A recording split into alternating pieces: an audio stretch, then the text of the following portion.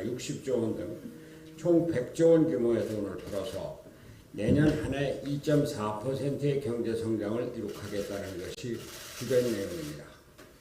국내 관광산업 활성화와 내수 진작을 위해 우리 당이 주장해왔던 국내 여행 경비에 대한 새 공제 추진 등 환영할 만한 내용도 있습니다만 기본적으로 우리 경제의 구조 개혁에 대한 고민이 없이 여전히 세금 위주 국가 주도의 시대착오적 경제 철학을 고집하고 있어 우려가 되지 않을 수 없습니다.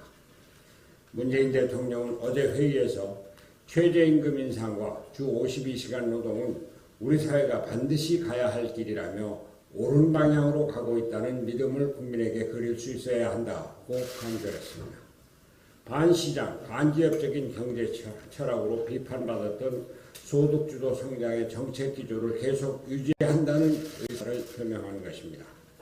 이에 대한 근거로 취업자 수와 고용률, 소득 분배 등 개선된 통계 지표를 들었지만 이마저도 보고 싶은 것만 보는 이념적 취사선택의 한계를 벗어나지 못하고 있습니다. 유독 정부만 우리 경기가 올해 기저점을 찍고 반등하는 U자형 낙관적 전망을 가지고 있다는 점이 더 큰 문제입니다. 국내외 유수의 경제기관들은 내년도 침체가 계속 이어지는 L자형 흐름이 이어질 것으로 전망하는 추세이기 때문입니다. 특히 민간연구소와 해외투자은행들은 내년도 우리 경제 성장률을 1.6%에서 1.9%로 올해보다 더 나쁠 것으로 예측하고 있습니다. KGI와 한국은행 등 국책연구기관과 OECD, IMF 등의 국제기구들도 2.2%에서 2.3%의 성장을 전망하고 있습니다. 그런데 항상 최악의 상황을 대비해야 할 정부가 오히려 2.4%의 경제 성장률을 제시하면서 엄중한 경제 상황을 제대로 인식하지 못한다는 비판이 제기되고 있는 것입니다. 물론 대통령으로서는 비관적인 전망을 내놓아서 기업의 투자 의욕을 위축시켜서는 안 되고 국가 원수로서 희망적이고 낙관적인 전망을 내놓아야 한다는 사정을 이해하기는 합니다. 문제는 정부의 진전성에 대한 민간과 기업의 신뢰 여부입니다. 그리고 어려움을 극복하려는 의지와 정책 방향입니다. 경제를 활성화시키려면 기업의 투자를 촉진할 수 있는 정책을 내놓아야 하고 그것은 무엇보다도 규제 완화를 통해 기업의 의욕을 부추겨야 하는데 그게 없다는 것입니다. 소득주도 성장은 기본적으로 규제 정책입니다. 최저임금 규제, 노동시간 규제 등 규제로 정책 목표를 달성하려는 것입니다. 규제개혁, 노동개혁을 통해 기업에게 활력을 불어넣어주는 정책이 절실한 것입니다. 저는 대통령이 가져야 할 경제 철학에 대해 기회가 될 때마다 말씀드렸습니다. 경제는 시장이 움직이고 일자리는 기업이 만든다는 철학을 가져야 합니다. 엄중하고 냉철한 현실인식을 기반으로 시장과 기업의 활력을 북돋아줄 수 있는 정책을 고민해야 하는 것입니다. 문재인 대통령과 정부가 반시장, 반기업적인 경제 철학을 고집한다면 어떠한 정책으로 장밋빛 전망을 제시한다 한들 백약이 무효일 수밖에 없습니다. 문재인 대통령 자신의 경제 철학부터 돌아볼 것을 다시 한번 촉구합니다. 울산시장 선거 하명수사 논란과 관련하여 청와대가 직접 선거에 개입했다는 의혹이 커지고 있습니다. 지난 6.13 지방선거를 앞두고 더불어민주당 내에서 송철호 현 울산시장과의 경선을 준비하던 임동호 전 더불어민주당 최고위원이 한병도 당시 청와대 정무수석이 울산시장 경선 불출마를 권유하면서 고배 청룡사 등 다른 자리를 건의했다고 말했다는 내용이 언론에 보도되었습니다. 임동호 전 최고위원은 어제 검찰에 출석한 자리에서 당시 청와대에서 공식적으로 자리를 제안한 사실은 없고 총영사제 얘기도 자신이 먼저 꺼냈다고 말을 바꿨습니다만 여전히 의혹은 해소되지 않고 있습니다. 더 충격적인 것은 검찰이 지난 6일 송병기 울산시 부시장 압수수색을 통해 확보한 업무일지에 VIP가 직접 후보 출마 요청 부담으로 실장이 요청했다는 내용이 적혀 있었다는 사실입니다. 문재인 대통령이 임종석 당시 비서실장을 통해 송철호 시장에게 울산시장 출마 요청을 했다는 뜻입니다. 이 내용이 사실이라면 대통령이 선거 개입을 지시한 사상 초유의 사태가 현실로 되는 것입니다. 하기는 청와대와 권력 실세가 선거에 개입하고 그 과정에서 인사비리가 게재되어 있는 것은 문재인 정부의 청와대뿐만은 아닐 것입니다. 문제는 전반적인 기강회의와 레임덕으로 이러한 사실들이 하나둘씩 폭로되고 있다는 현실입니다. 문재인 정부는 이러한 현실을 냉철하게 인식하고 솔직하고 겸허한 자세로 사실을 밝히고 사후 대책을 세워나가야 할 것입니다. 국민적 의혹이 증폭되고 있는 이 사건에 대해서 검찰은 한 점의 의혹도 존재하지 않도록 엄정하게 수사를 진행할 것을 촉구합니다. 다른 한편 청와대 선거 개입 의혹의 근본 원인은 제왕적 대통령이 가진 무소불위의 권한임을 지적하고 넘어가지 않을 수 없습니다. 절대 권력은 절대 불패할 수밖에 없습니다. 선거제 개혁과 개헌을 통해 제왕적 대통령제라는 구조를 바꾸지 않는 한 또다시 비슷한 의혹이 반복될 수밖에 없습니다. 그래서 지금 우리에게 정치개혁이 절실하다는 것입니다. 제왕적 대통령제와 승자독식 양당제의 낡은 판을 바꿔야 합니다. 다당제와 합의제 민주주의의 제도화를 통해서 연합정치의 문화를 일구고 정치의 안정을 도모해야 합니다.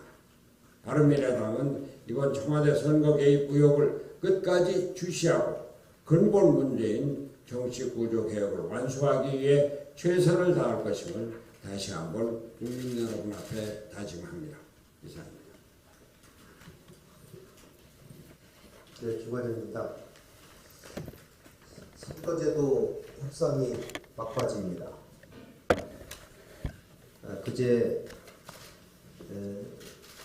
당대표 3+1 협의체의 당대표들께서 제안한 단일화는 선거제도의 개혁과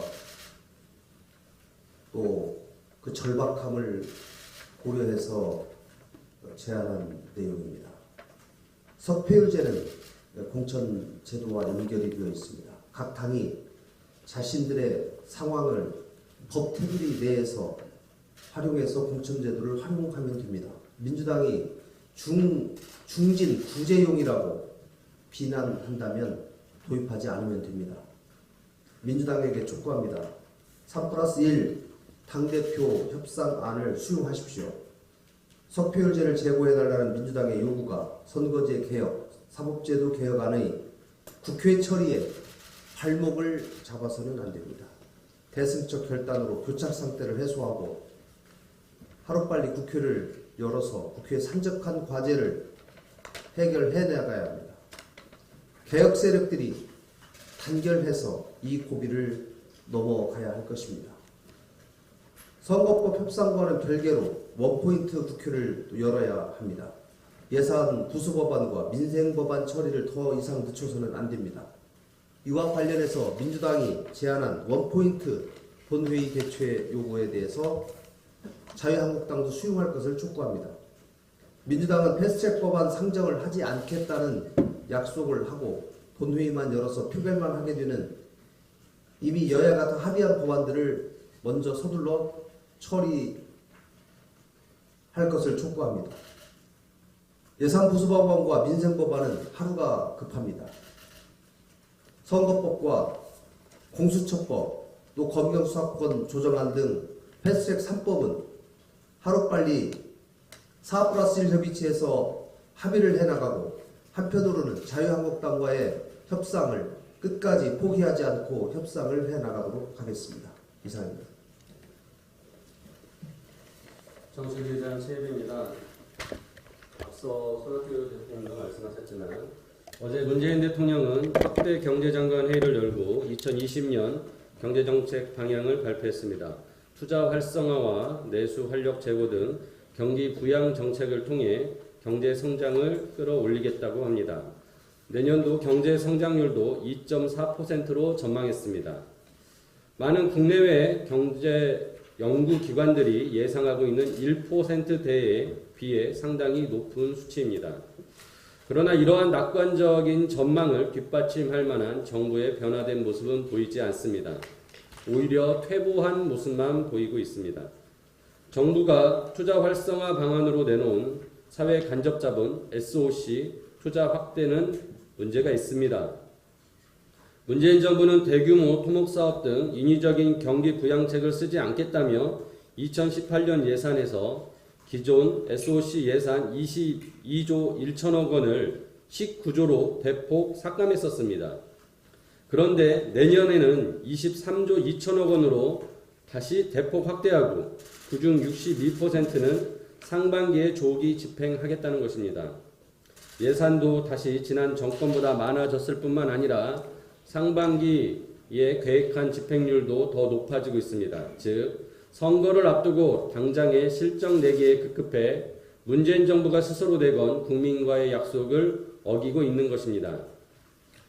경제구조 전반에 대한 로드맵 없이 일단 돈 풀어 경기를 부양하겠다는 태도로는 언발에 오줌 누는 식의 재정 낭비만을 계속할 뿐입니다.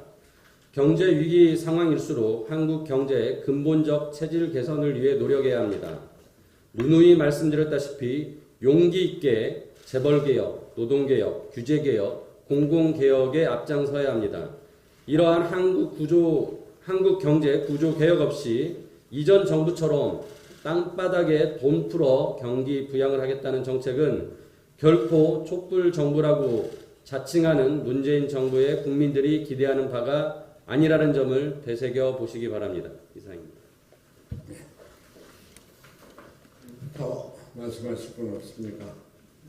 공개적인 발언이 없으면 회의를 비공개로 전환하겠습니다.